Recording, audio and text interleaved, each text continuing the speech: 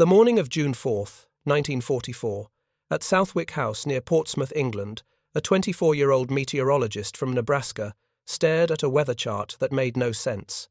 Lieutenant Irving Krick had spent the previous 72 hours watching low-pressure systems roll across the North Atlantic, each one confirming what every other forecaster already knew. The English Channel was about to be hit by the worst June weather in decades. Wind speeds exceeding 25 miles per hour, cloud ceilings below 500 feet, waves reaching 6 feet in the landing zones. The kind of weather that would turn an amphibious invasion into a massacre. General Dwight Eisenhower had already postponed D-Day once, pushing it from June 5th to June 6th.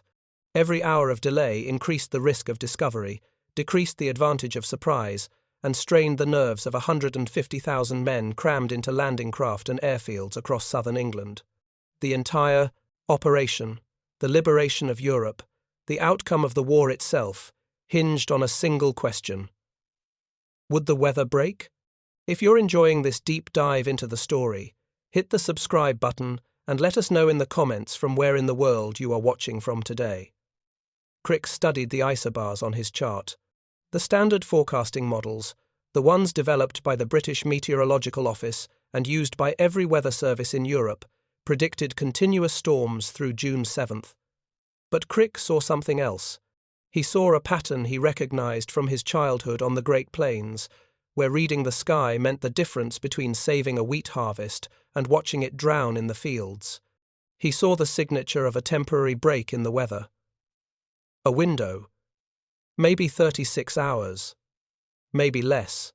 In the conference room at Southwick House, the Supreme Allied Commander sat surrounded by maps, intelligence reports, and the most powerful military staff ever assembled. Eisenhower had British Group Captain James Stagg, the chief meteorological advisor, presenting the official forecast. Stagg's team of British forecasters agreed. The weather would remain poor through at least June 7th. Launching the invasion on June 6th would be catastrophic. The Americans in Krick's forecasting team disagreed. They saw the break. They believed in it. Eisenhower looked at the conflicting predictions. Two teams of trained meteorologists, using the same data, reaching opposite conclusions. One forecast meant waiting, risking operational security, testing the morale of the invasion force. The other forecast meant launching the largest amphibious operation in history into what might be a brief window of acceptable weather, or might be wishful thinking that would drown thousands of men before they reached the beaches. The meeting lasted 15 minutes. At the end, Eisenhower made his decision based on a weather forecast from a farm boy who believed he could read the Atlantic storms the way he had once read the Nebraska skies. The invasion was on. 156,000 Allied troops would hit the beaches of Normandy on June 6th. If Krick was wrong, if the weather didn't break, the result would be the greatest military disaster in American history. If he was right, it would be a footnote in the invasion story, a small detail about meteorology that changed the world. But this story is not about D-Day. Irving Krick grew up in the 1920s on a farm outside of western Nebraska, where weather was not an abstract scientific concept, but an immediate economic reality. His father grew wheat and corn on 240 acres of prairie land that produced abundantly in good years and nothing at all in bad ones. Young Irving learned to read the sky before he learned to read books. He watched cloud formations. He noted wind shifts. He observed how livestock behaved before storms. He developed an intuitive sense for weather, patterns that came from direct consequence, from knowing that an accurate forecast meant the family ate well that winter, and a wrong one meant they struggled. This was not the romanticized connection to nature that urban people sometimes imagine. It was practical knowledge born from economic necessity.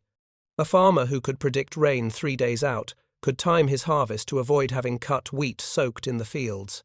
A farmer who could sense an early frost could save his crop by harvesting ahead of schedule.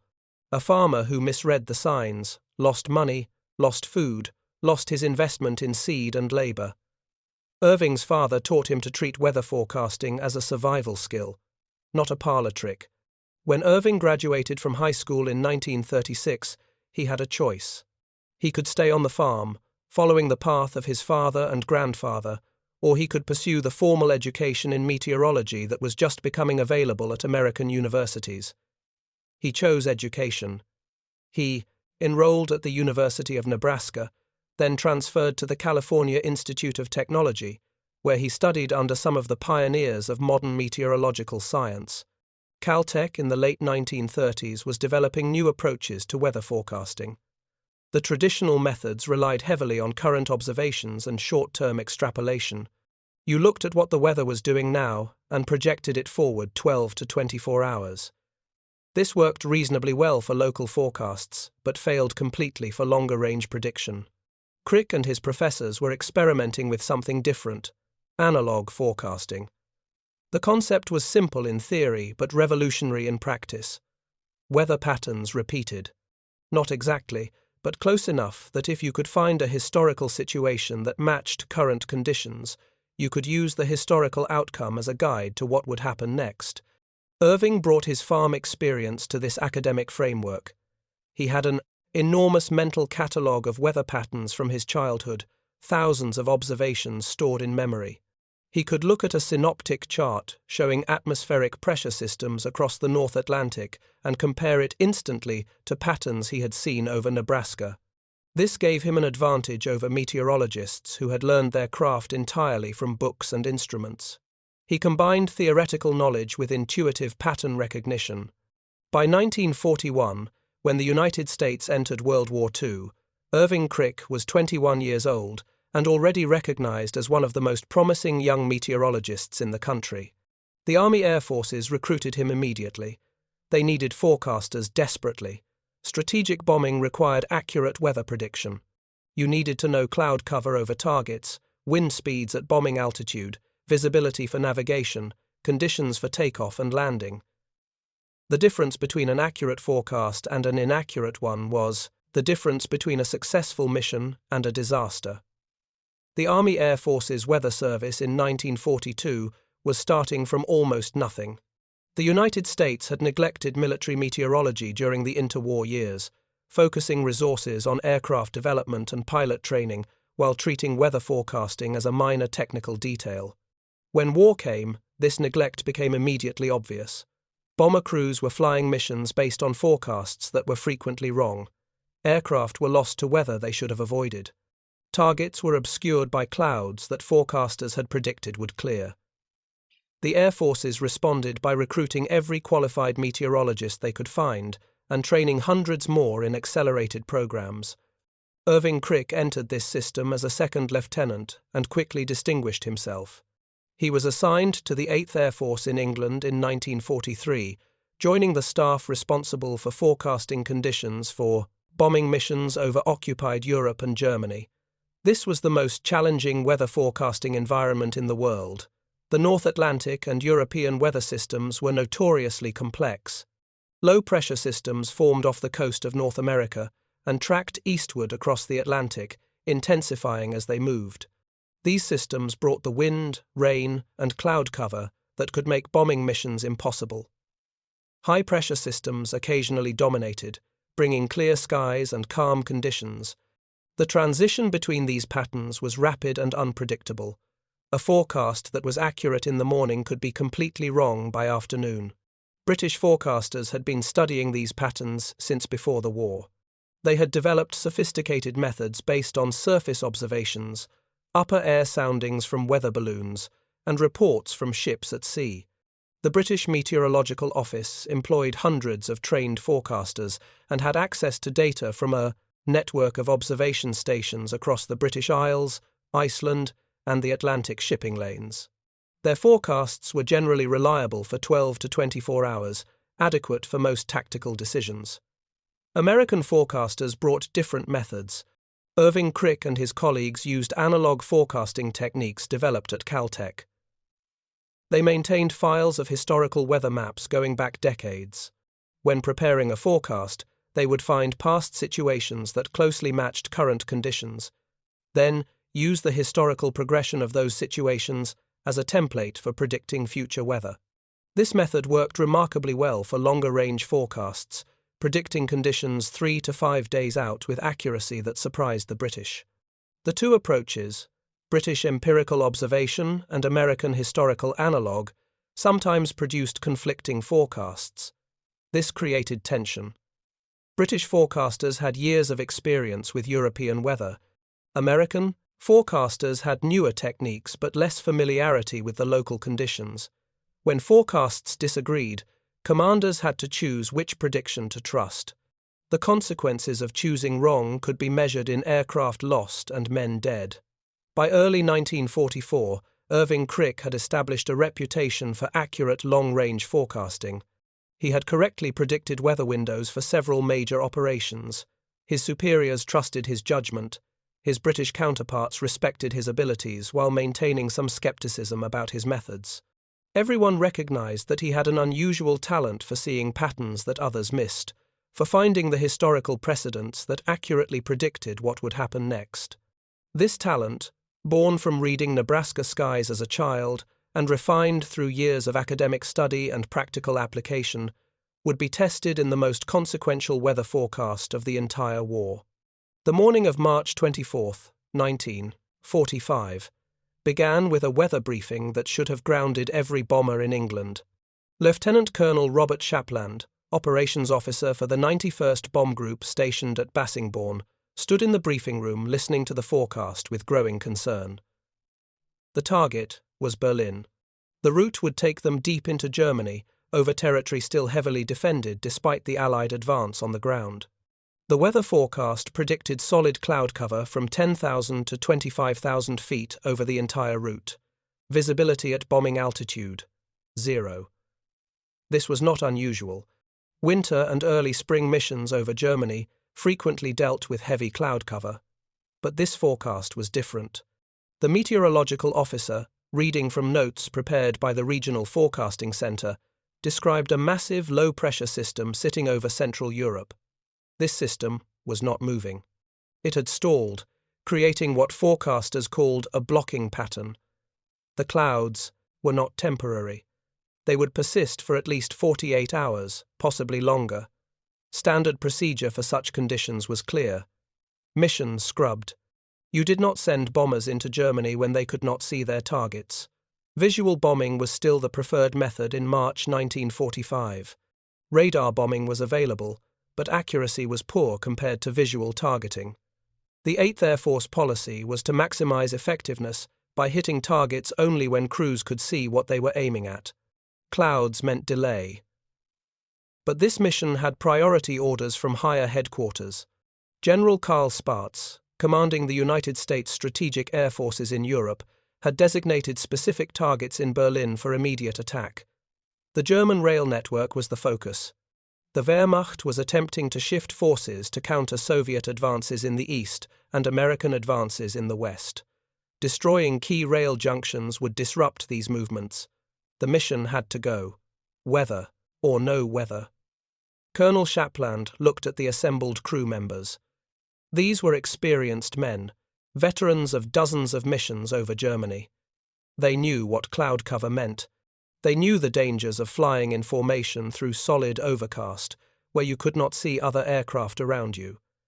They knew that German fighters loved to attack bombers when cloud cover disrupted defensive formations.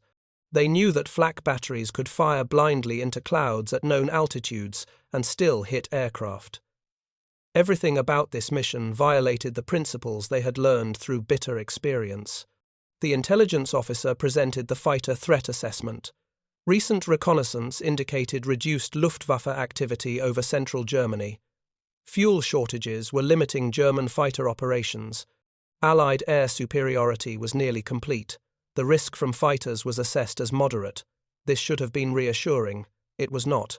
Every man in the room knew that assessments could be wrong. That German fighters still existed and still had capable pilots, and that those pilots were most effective when they could use cloud cover to approach bombers unseen. Berlin's anti-aircraft defences had been heavily reinforced throughout the war.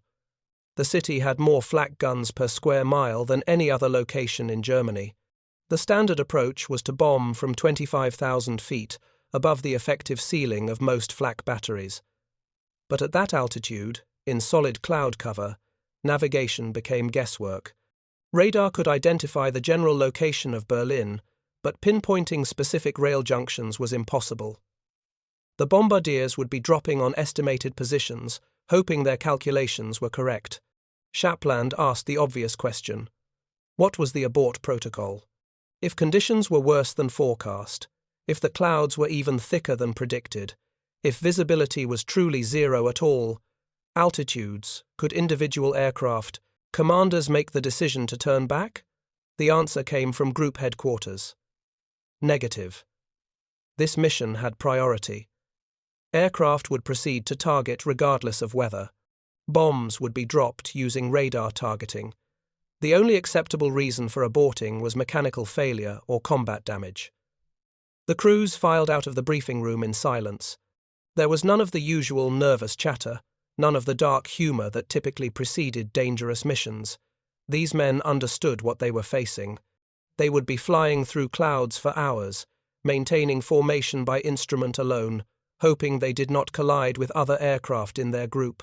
They would arrive over one of the most heavily defended cities in the world, unable to see the ground, unable to verify their position, and drop their bombs based on electronic signals from radar equipment that everyone knew was imprecise. Then they would turn around and fly home through the same clouds, hoping German fighters did not find them. In the meteorology section at 8th Air Force Headquarters in High Wycombe, Irving Krick was studying the same weather charts that had produced the grim forecast. He was not scheduled to brief this mission. That responsibility belonged to other forecasters. But Krick had developed a habit of reviewing major mission forecasts, even when he was not directly involved. He wanted to see how different forecasters interpreted the same data. He wanted to learn from their methods. What he saw on the charts troubled him deeply. The synoptic chart, showing atmospheric pressure systems over Europe on March 24th, looked exactly like what the official forecast described. A massive, stationary low-pressure system centered over Germany, surrounded by high-pressure systems to the north and south that blocked its movement. This blocking pattern was a well-known meteorological phenomenon. It occurred when the normal west-to-east movement of weather systems across Europe was interrupted by unusual positioning of high and low pressure areas. The result was weather that persisted far longer than normal. Rain or clouds that should have cleared in 12 hours instead lasted for days. Every forecaster at 8th Air Force Headquarters agreed on this interpretation. The blocking pattern was obvious. The persistence of clouds was certain. The mission would face solid overcast. This consensus should have been reassuring to Irving Krick. When experienced forecasters independently reached the same conclusion using different methods, that conclusion was probably correct. But Krick saw something else in the data. He saw a detail that the standard forecasting models did not account for. The low-pressure system over Germany was not truly stationary. It was wobbling. The center of lowest pressure was shifting slightly, moving in a slow clockwise rotation. This movement was small, maybe 50 miles over 12 hours, barely visible on the charts. Most forecasters dismissed it as normal variation within a blocking pattern. The system was still blocked, the movement was irrelevant. Krick disagreed. He pulled his historical analog files, searching for past situations that matched current conditions. He was looking for a blocking pattern over Central Europe in late winter or early spring, with a wobbling low-pressure center, surrounded by high pressure to the north and south. He found 3 cases from the previous 20 years. In all 3 cases, the wobbling had been the precursor to breakdown. The blocking pattern had not persisted. Instead, the low-pressure system had shifted enough to allow a high-pressure ridge to move in from the west. The result had been rapid clearing, temporary but significant. The clearing had not lasted long. In the historical cases, the improvement lasted 18 to 36 hours before new weather systems moved in. But that window was enough. If the same pattern developed over Germany, there would be a break-in, the clouds. Not complete clearing, but a significant reduction in cloud cover, enough for visual bombing, enough to make the mission viable. Krick checked the timeline. The historical cases showed the clearing beginning approximately 36 hours after the wobbling became evident in the pressure patterns. The current wobbling had started appearing in the data about 12 hours ago. If the pattern held, clearing would begin in approximately 24 hours. The mission scheduled for this morning would still face solid clouds, but a mission tomorrow morning might find acceptable conditions. He drafted a revised forecast. His analysis predicted continued overcast through today, then gradual clearing beginning late tonight or early tomorrow morning. By mid-morning on March 25th, conditions over Berlin should improve to scattered clouds at 15,000 feet, with breaks allowing visual targeting of ground objectives. The improvement would be temporary, lasting through the afternoon before deteriorating again as new weather systems approached from the west. Krick submitted his forecast through proper channels. It reached the operations staff at 8th Air Force Headquarters 90 minutes before the scheduled takeoff time for the Berlin mission. The operations staff reviewed it, compared it to the consensus forecast, predicting continued overcast, and made their decision. They trusted the consensus. The mission would proceed as scheduled on March 24th under instrument conditions. Krick's prediction of clearing on March 25th was noted, but not acted upon. At Bassingbourn and dozens of other 8th Air Force bases across England, the bombers took off into grey skies. The 91st Bomb Group launched 36 B-17 Flying Fortresses. Each aircraft carried 10 men, 6,000 pounds of bombs, and enough fuel for an 8-hour mission. The formation assembled over England, climbed to bombing altitude, and set course for Germany. They flew into clouds at 8,000 feet. They were still in clouds at 12,000 feet, at 15,000, at 20,000. At 25,000 feet, their bombing altitude, visibility, was 0.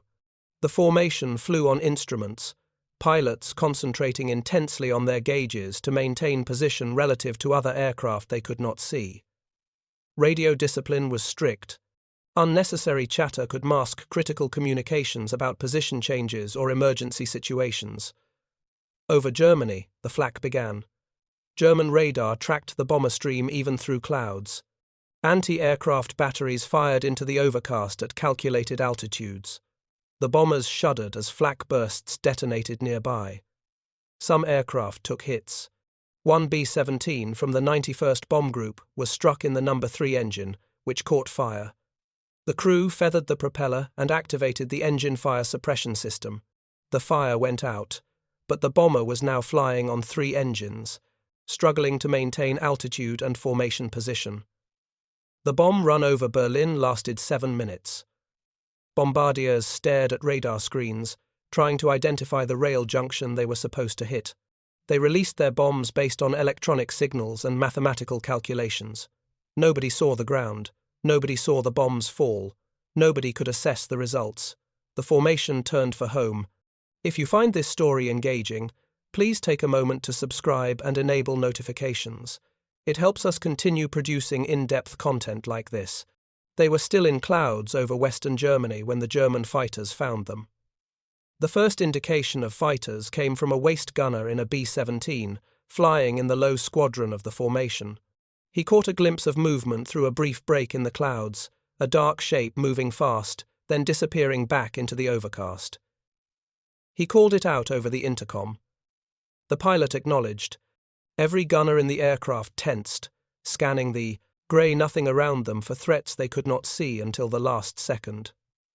The German pilots attacking that day were from Jagdgeschwader 3, a fighter unit that had been fighting over Germany since 1940. These were not inexperienced pilots flying obsolete aircraft. These were veterans flying Focke-Wulf 190 Dorus, the latest variant of Germany's most effective fighter.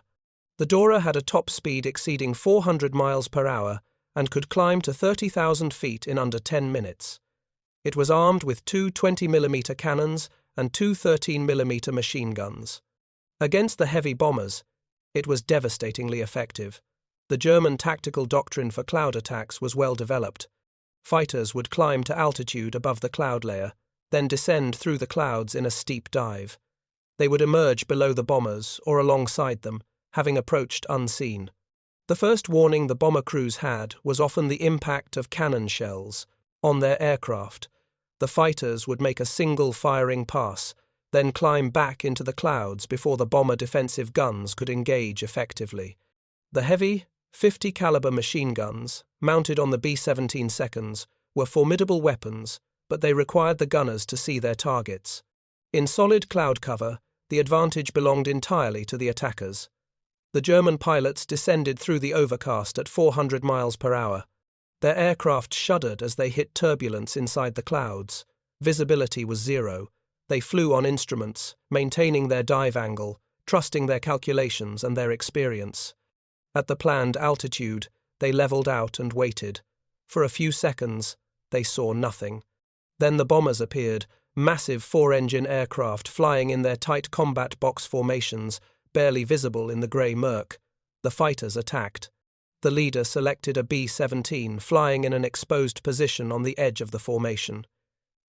He closed to 400 yards, centered the bomber in his gun sight, and fired. The 20mm cannons hammered. Tracer rounds arced across the distance. The shells impacted the B-17's left wing, tearing through aluminum skin, striking fuel tanks, shredding control cables. Inside the bomber, the crew felt the aircraft shudder from the impacts. The pilot fought the controls as hydraulic pressure dropped. The co-pilot scanned the instruments. Number 2, engine oil pressure was falling. Fire warning light on number 1. The left aileron was sluggish, possibly damaged.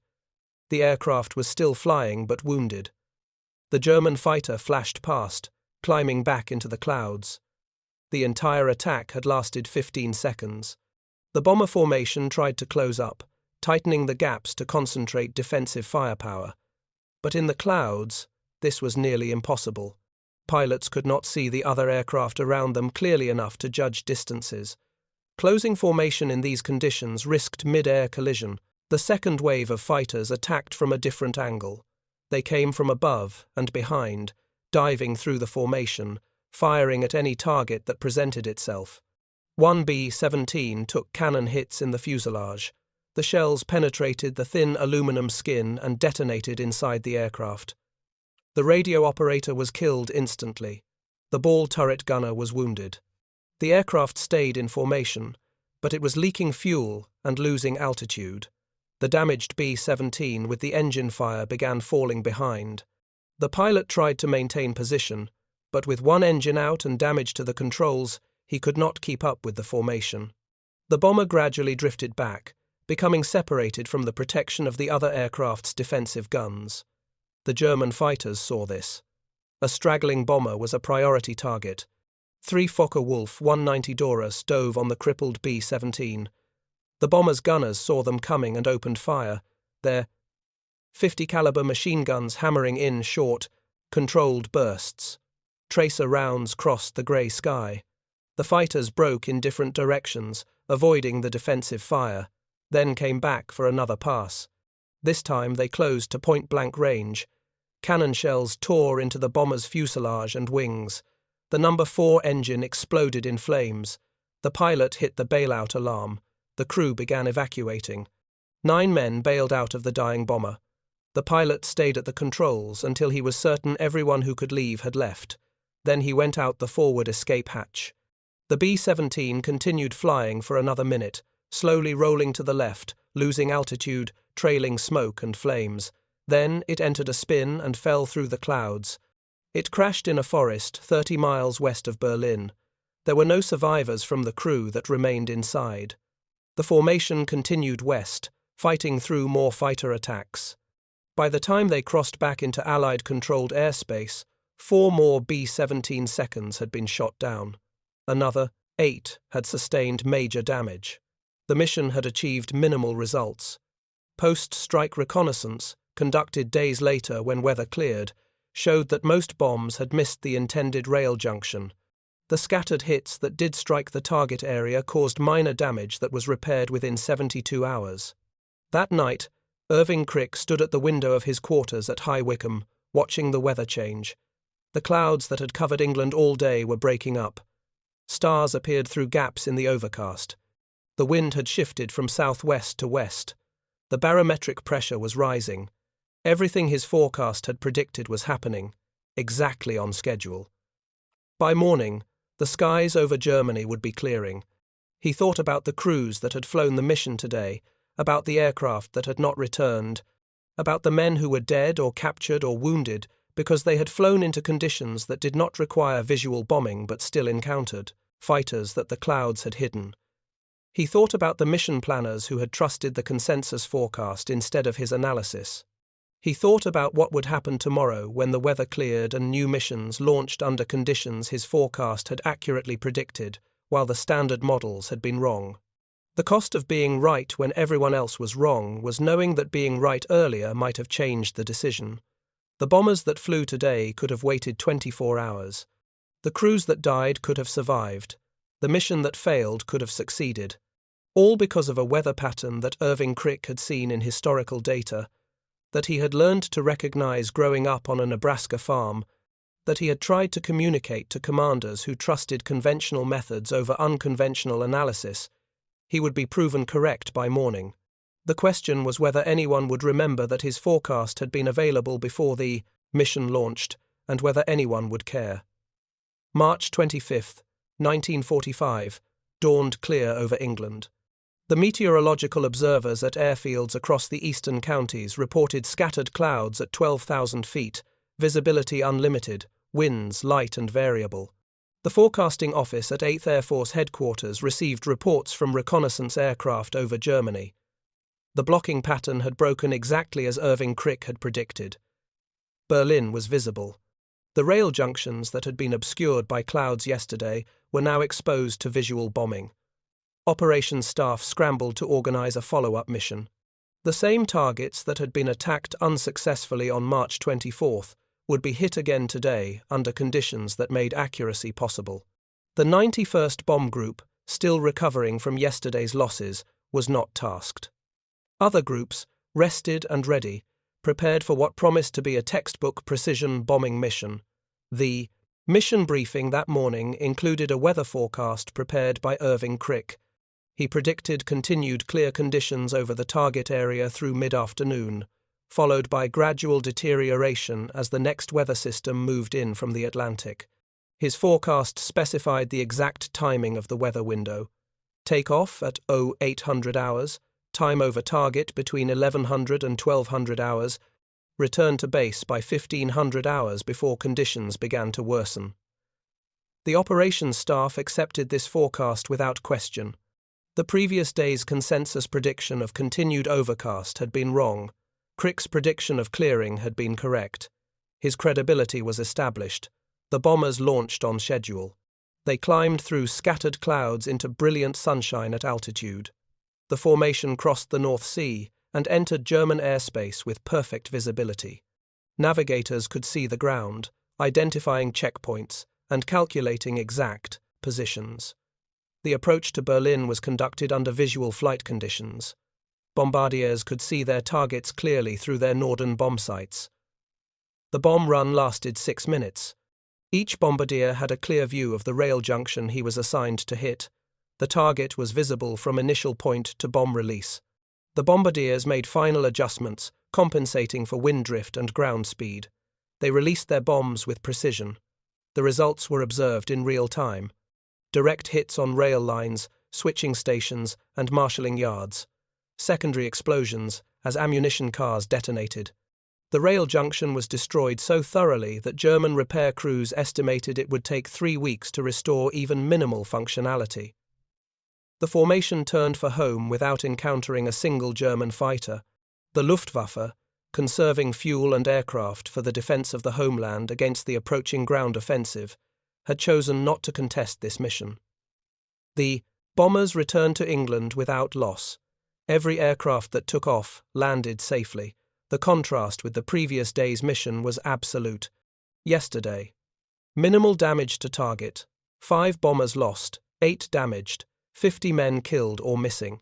Today, target destroyed, 0 losses, mission success. The after-action report noted the difference in weather conditions and credited improved results to visual bombing capability. A separate meteorological analysis compared the forecasts issued for both missions. The consensus forecast for March 24th had predicted continued overcast and had been wrong. Irving Krick's forecast predicting clearing on March 25 had been correct. His analog forecasting method, using historical weather patterns to predict future conditions, had outperformed the standard observational models used by the majority of military forecasters. This vindication should have changed how the 8th Air Force approached weather forecasting. It should have led to increased use of analog methods, more reliance on forecasters like Krick, who could see patterns that standard models missed. It should have prompted a review of how forecasting teams were organized and how conflicting predictions were resolved. Instead, it became a footnote in the operational records. The mission on March 25 was successful. The mission on March 24 was not. The reasons why were documented in technical reports that few people read and fewer remembered. Irving Krick returned to his regular duties. He continued preparing forecasts for bombing missions. He continued using his analog methods, searching historical data for patterns that matched current conditions. He continued to sometimes disagree with consensus forecasts, and he continued to be proven correct more often than chance would predict. But the system did not change. The military bureaucracy preferred standardization over individual brilliance, preferred consensus over unconventional analysis, preferred methods that everyone understood over methods that only a few specialists could apply effectively. The crews who flew the mission on March 24 never knew that an alternative forecast had predicted better weather the following day. They never knew that their mission could have been postponed 24 hours and flown under conditions that would have saved lives and improved results. They knew only that they had been ordered to fly in terrible weather, that they had done so at great cost, and that the mission had accomplished little. The men who died in the clouds over Germany that day were victims of many things: German fighters, German flak, mechanical failures, pilot error. But they were also victims of a decision-making process that trusted conventional forecasting over unconventional accuracy. The story of Irving Krick's weather forecast for the Berlin missions was not unique. Throughout World War II, military operations succeeded or failed based on meteorological predictions that were sometimes accurate and sometimes catastrophically wrong. The difference between good weather forecasting and bad weather forecasting was measured in lives, in aircraft, in ships, in the success or failure of operations that shaped the outcome of the war. The most famous example was D-Day itself. The invasion of Normandy on June 6, 1944, succeeded partly because of a weather forecast that proved accurate. Group Captain James Stagg, the British Chief Meteorological Officer, had predicted a brief improvement in weather conditions that would allow the invasion to proceed. His forecast was correct. The weather window existed, the invasion launched. But Stagg's forecast had been opposed by other meteorologists, including some on his own staff, who believed the weather would remain too poor for amphibious operations. The decision to trust Stagg's forecast and launch the invasion was made by General Eisenhower based on incomplete information and conflicting predictions. Eisenhower chose to believe the forecast that gave him a chance of success, rather than the forecast that guaranteed failure through delay. It was a calculated risk. It worked, but it could easily have failed. If the weather had not improved as Stagg predicted, if the invasion force had encountered the storms that the pessimistic forecasts expected, the result would have been disaster. Eisenhower would have been blamed. Stagg would have been blamed. The entire operation would have been condemned as a reckless gamble based on faulty weather prediction. Irving Krick had been part of the D-Day forecasting team. His analog methods had supported Stagg's prediction of a weather window. Krick had found historical situations similar to the June 1944 North Atlantic pattern, and those historical precedents suggested temporary improvement. His analysis reinforced the decision to launch the invasion. But, after D-Day, when the operation succeeded and became the defining moment of the war in Europe, the forecasting story was simplified. Stagg received credit as the man who forecast the invasion weather. The American forecasters who had contributed to the analysis, including Krick, were relegated to supporting roles in the narrative. This pattern repeated throughout Krick's military service. He made accurate forecasts that contributed to successful operations, but the credit for those successes went to operational commanders, not to the meteorologists who had enabled the operations to proceed. He made forecasts that contradicted conventional predictions and proved correct, but those successes were treated as individual achievements rather than as evidence that his methods were superior. The military system preferred to maintain standardized forecasting procedures rather than adopt unconventional techniques that depended on the specialized skills of a few individuals. After the war ended in Europe in May 1945, Irving Krick remained in military service for several months, helping to reorganize Air Force meteorological services for peacetime operations. He was promoted to lieutenant colonel in recognition of his wartime service. He received commendations for his forecasting accuracy, but he also encountered resistance from the meteorological establishment, which viewed his analog methods with skepticism. The traditional forecasters, trained in observational meteorology and statistical analysis, considered analog forecasting to be unscientific, too dependent on subjective pattern recognition, too difficult to standardize across multiple forecasters. Krick left military service in 1946 and returned to civilian life. He established a private weather forecasting company in California, offering services to agriculture, aviation, and commercial clients. His company used the same analog methods he had developed during the war. The business was successful. Farmers paid for long-range forecasts that helped them plan planting and harvesting schedules. Airlines paid for route-specific forecasts that improved safety and efficiency. Movie studios paid for predictions about weather conditions for outdoor filming, but the scientific meteorological community remained skeptical. Academic meteorologists criticized analog forecasting as subjective and unreliable. They argued that modern meteorology should be based on physical models of atmospheric behavior, mathematical equations describing how air masses moved and evolved, computer calculations that could be verified and reproduced. The analog method, based on pattern recognition and historical precedent, did not fit this vision of scientific meteorology. It worked, but it could not be easily explained or standardized. It depended too much on the individual forecaster's ability to recognize patterns and make intuitive judgments. Irving Krick spent the rest of his career defending his methods against critics who acknowledged his forecasting success, but questioned the scientific basis of his techniques. He published papers describing his analog approach. He trained other forecasters in pattern recognition methods. He accumulated a remarkable record of accurate, long-range forecasts for clients who cared only about results, not about methodology. But he never convinced the mainstream meteorological establishment to adopt his methods as standard practice. The irony was that Krick's approach, dismissed as unscientific by academic meteorologists in the 1950s and 60s, anticipated the development of computer-based weather forecasting that would emerge in later decades.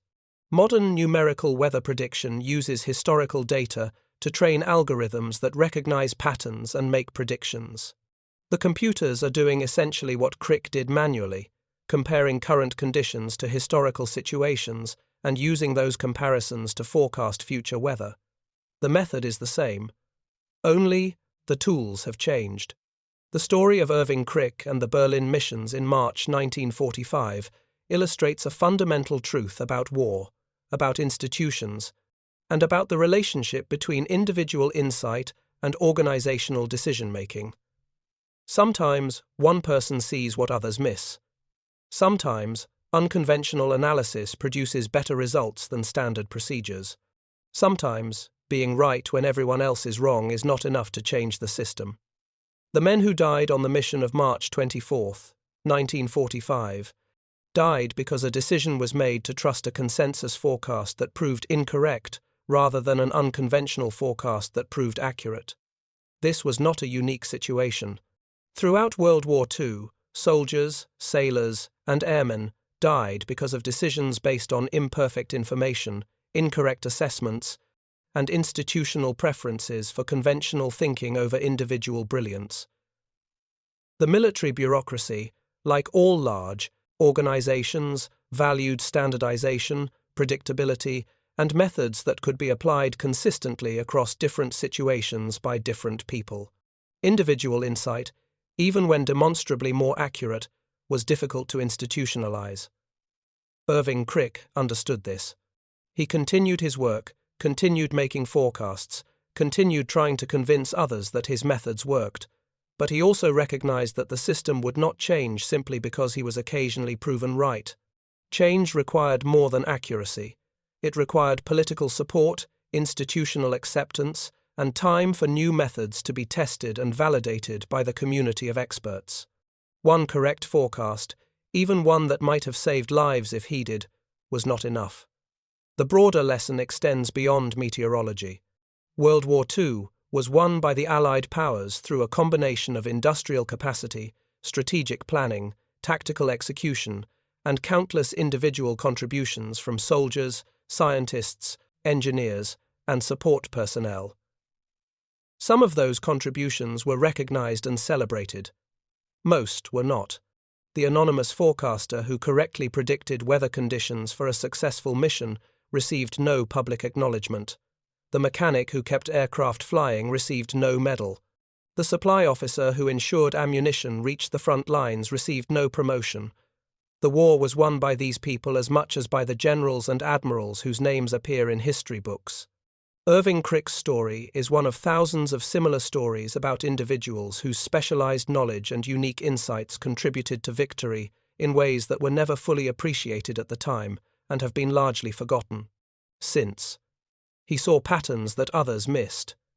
He made forecasts that proved accurate when conventional predictions failed.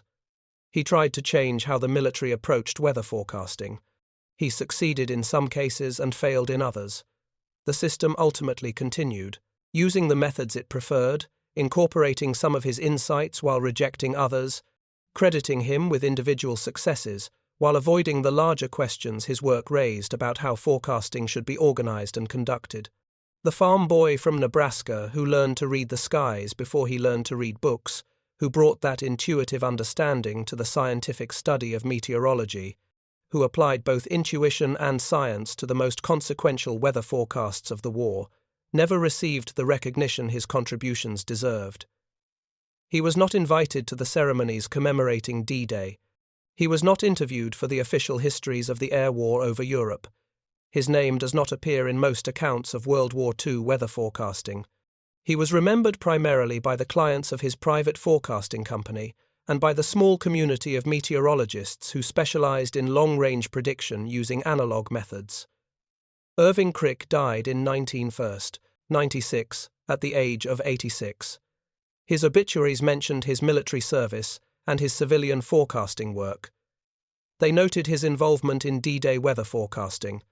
They did not mention the Berlin missions of March 1945, or the forecast that proved accurate when the consensus was wrong, or the cost paid by crews who flew into weather that could have been avoided if different decisions had been made based on different forecasts. The morning of March 24, 1945, a farm boy turned meteorologist looked at weather charts and saw a pattern that others missed. He predicted clearing weather when everyone else predicted continued storms. He was right. The question that remains is not whether his forecast was accurate, the record confirms it was, but whether anyone in authority recognized at the time that unconventional analysis from an individual with specialized insight might be more valuable than consensus predictions from standardized procedures. The answer, documented in the mission records and casualty reports from that week in March, is that they did not recognize it in time to matter. 5 bombers were lost on March 24th. 0 bombers were lost on March 25th. The difference between those two missions was weather. The difference in the weather was predicted by one forecaster using methods that most of his colleagues did not trust, and most commanders did not understand. The cost of that institutional preference for conventional thinking over unconventional accuracy was measured in the lives of 50 men who died in the clouds over Germany, attacking targets they could not see, under conditions that did not have to be endured if someone, anyone, had listened to the farm boy who knew how to read the sky. Thank you for watching. For more detailed historical breakdowns, check out the other videos on your screen now, and don't forget to subscribe.